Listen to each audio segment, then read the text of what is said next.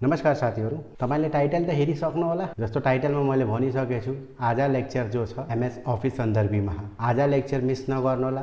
तपाईले अगर MS office सिक्न खोज्नु हो भने नेपाली धेरै समयमा पार्दाखेरि आज लेक्चरमा जसरी मैले भनिसकेको छु, टाइटलमा एमएस अफिस सन्दर्भमा इन्ट्रोडक्सन लेक्चर हो। मेरो नाम नरेश भण्डारी। पहिला लेक्चरमा आज दिनमा हामीले सुरु गरौँ त what is MS office. MS office एक्चुअलीमा हुन के जान्छ? एमएस अफिस भनेपछि यो सुट हो अफ एप्लिकेसन सफ्टवेयर। भनेपछि कस्तो भनेपछि प्याकेज हुन जान्छ। त्यसमा एक भन्दा बढी सफ्टवेयरहरु त्यसमा हुन्छन्। त्यसमा माइक्रोसफ्ट वर्ड हुन्छ, एक्सेल हुन्छ, एक्सेस हुन्छन्, यस्ता अरे पनि सफ्टवेयर हुन्छन् जो सँगसँगै पाइन्छ। त्यसको काम के हो भनेपछि अफिस अथवा एजुकेशनल रिलेटेड हाम्रो जो पनि काम हामीले गर्छौं, प्रेजेन्टेसन, लेखनको काम, यसमा हामीलाई सहुलियत बनाउनको लागि यो सफ्टवेयर बनाएको हो। यो सफ्टवेयर बनाउने कम्पनीको नाम माइक्रोसफ्ट हो और यसलाई माइक्रोसफ्ट अफिस पनि भन्न गइन्छ। त अफिस किन युज गरिन्छ? अफिस युज गर्ने को कारण यो हो कि Microsoft is use to create document को लागि युज गरिन्छ। एक्सेल जो युज गरिन्छ हामीले बिल सन्दर्भी, लेखन, न्यूमेरिकल डेटा प्रेजेन्टेसन, यस्ता काम हामीले फाइनान्शियल एनालिसिस, यस्ता काम हामीले एक्सेलमा गरिन्छ।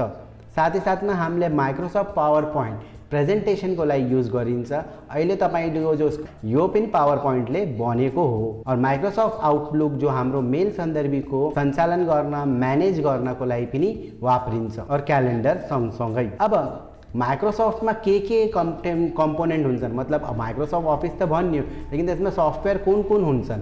त माइक्रोसफ्टमा बेसिकली के हुन्छ भनेपछि एमएस वर्ड हुन जान्छ, एमएस एक्सेल हुन्छ, पावर पोइन्ट हुन्छ, साथमा एमएस आउटलुक हुन्छ, एमएस वन नोड भन्ने सफ्टवेयर हुन्छ और डेटाबेस को नाममा एमएस एक्सेस हुन्छ। यहाँ एमएस जो है माइक्रोसफ्ट छ। अब अफिस ही किन युज गर्ने? अफिस बाहेक कोही अरू पर्याय हैनन् र। लेकिन पहिला यसको पोजिटिभ पॉइंट हेरौँ त किन हामीले माइक्रोसफ्ट अफिस युज गरिन्छ।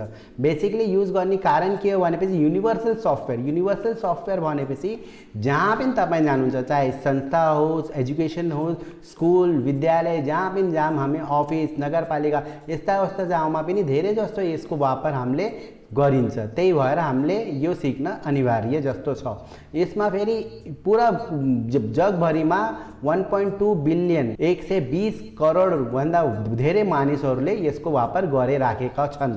साथै साथमा सबैभन्दा बेस्ट यसको इजी छ, सबैभन्दा युज गर्ने, और साथमा मल्टीपर्पज छ। मतलब एउटो सफ्टवेयर माइक्रोसफ्ट वर्डमा जसरी एक्जाम्पल मैले दिन खोजेको छु, त्यसमा अगर तपाईले लेटर लेख्न सक्नुहुन्छ, प्रेजेन्टेसन गर्न सक्नुहुन्छ, साथमा सर्टिफिकेटहरु बनाउन सकिन्छ, अझै पनि काम गर्न सकिन्छ। और सबैभन्दा इम्पोर्टेन्ट छ सिक्युरिटी। माइक्रोसफ्ट दुनियाको नम्बर 1 कम्पनी हो सफ्टवेयरको मार्फतमा, त्यही भएर सिक्युरिटीको मार्फत पनि इम्पोर्टेन्ट छ। लेकिन यसको एउटै नेगेटिभ पोइन्ट छ, यो फ्री छैन। यो सफ्टवेयर या यसको प्याकेज पूरा किन्नको लागि हामीलाई पैसा तिर्न पर्छ। अब नेक्स्ट अफिसको हिस्ट्री हेरौँ त कुन थियो।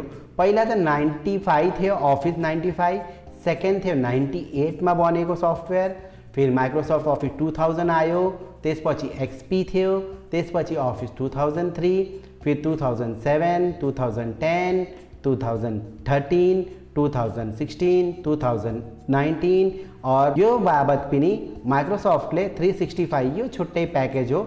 अगर हामीले यिनी माथिको जो सबै हुन्छन् त्यसमा अफिस 2016-19 धेरै सञ्चालनमा चलिराखेको छ। त्यो किन्ने भने तपाईको एकचोटी लाइसेन्स हुन्छ। 365 यो रेन्ट जस्तो हो, महिनावारी पैसा भर्न पर्छ या सालको पैसा भर्न पर्छ। लेकिन यसको अलिकति अझै फाइदा हो अफिसरको लागि, एउटो लाइसेन्समा 5 जना युज गर्न पाउँछन् और बाँकी जो मैले सफ्टवेयर माथि भने अफिस 2019 सम्मको एउटो पीसीमा एउटै इन्स्टल गर्न सकिन्छ वा त्यसको वापर गर्न सकिन्छ। अब यो त भयो अल्टरनेटिभ्स के हो, मतलब माइक्रोसफ्ट को बारेमा हामीले जानिसक्यौं। माइक्रोसफ्ट को विपरीतमा अरु कोही सफ्टवेयर छन् कि छैनन्? छन् मस्तै। जस्तो यो पहिला नम्बरमा आउँछ गुगल वर्कस्पेस को आफ्नै सबै यसको पर्याय छन्। प्लस ओपन अफिस छ अपाची को, यसमा पनि वर्ड, एक्सेल तपाईले त्यसको स्वरूपमा पाउन सक्नुहुन्छ। डब्ल्युपीएस छ एउटो, थर्ड अल्टरनेटिभ तपाईले यो पनि गर्न सक्नुहुन्छ। और फोर्थ अल्टरनेटिभ छ रिबलर अफिस और छ अफिस अनलाइन। तपाईले सही सुन्नु, विन्डोजको अफिस यो पनि फ्रीमा अवेलेबल छ, लेकिन यसको एउटै गुनासो छ कि तपाईले अनलाइन ही मात्रै यसमा काम गर्न सक्नुहुन्छ।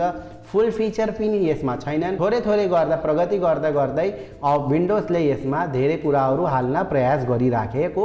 यहाँ तनको लेक्चर जो भयो हाम्रो इन्ट्रोडक्सन भयो अफिस सन्दर्भमा। आज दिनको लेक्चर जसरी मैले भनिसकेको छु कि एमएस वर्ड सन्दर्भको थियो इन्ट्रोडक्सन।